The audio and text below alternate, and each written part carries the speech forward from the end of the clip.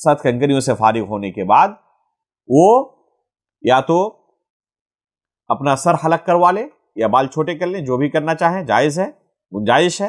हलक करना अफजल है, और अगर कोई कसर करना चाहे तो उसकी भी गुंजाइश है, उसमें कोई हर्ज नहीं है।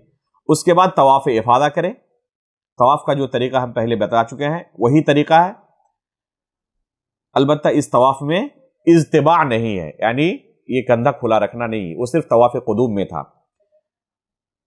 तवाफ़ क़ुदूम के वक्त हमने कहा था कि ये कंधा खुला रहेगा, लेकिन वहाँ पर एक चीज़ और नोट कर लें, जैसे तवाफ़ आपका ख़त्म हो उसके बाद जो 2 रकात नमाज अदा करेंगे उस वक्त आप कंधे को खुला ना रखें, इसलिए कि अगर कंधा खुला रहे तो नमाज नहीं होती।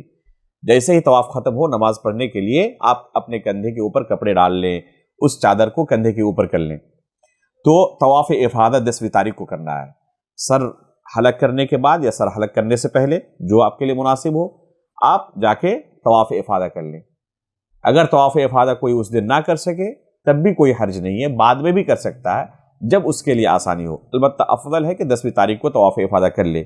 10वीं तारीख को अगर कोई ना कर सके 11वीं को करे, 12वीं को करे, यहाँ तक कि अगर कोई शख्स ज़रूरत महसूस कर रहा हो तो तवाफ़ विदा तक तवाफ़ इफ़ादा को मुअख्खर कर सकता है, बल्कि ज़रूरत पड़ने पर तवाफ़ विदा करते वक्त ही दोनों की नीयत कर सकता है। अगर उसने तवाफ़ इफ़ादा नहीं किया है और तवाफ़ विदा करना शुरू किया उसने, तो नीयत कर सकता है कि ये मेरा तवाफ़ विदा भी है, तवाफ़ इफ़ादा भी है, इसकी गुंजाइश है शरीयत के अंदर।